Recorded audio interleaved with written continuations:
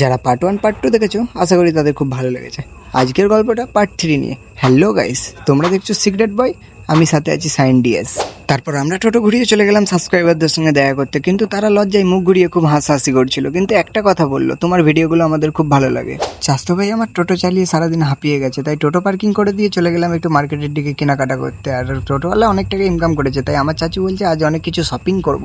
তারপর আমরা চলে এলাম একটা কসমেটিকের দোকানে কেনাকাটা করতে। আর আমার চাস্তু ভাই তো 10 বার ঘরে ফোন করছে আর জিজ্ঞাসা করছে কি কিনবো, আর মন দিয়ে খুব দেখাশোনা করছে। আর আমার চাচু তো খুব হাসছে লজ্জায়। তারপর চাস্তু ভাই আমার একটা লিপস্টিকের 800 টাকা দাম শুনে হাঁপিয়ে গেছে, আর চাচু বলছে এসব দেখে শুনে।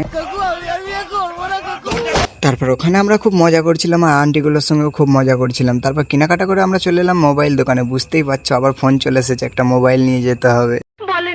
তারপর কেনাকাটা কমপ্লিট হয়ে গেল, সব ব্যাগ আমার হাতে ধরিয়ে দিল। আর এই কেনাকাটাগুলো করেছিলাম আগেই বলেছিলাম পার্ট 1 এ দিদির বিয়ের জন্য।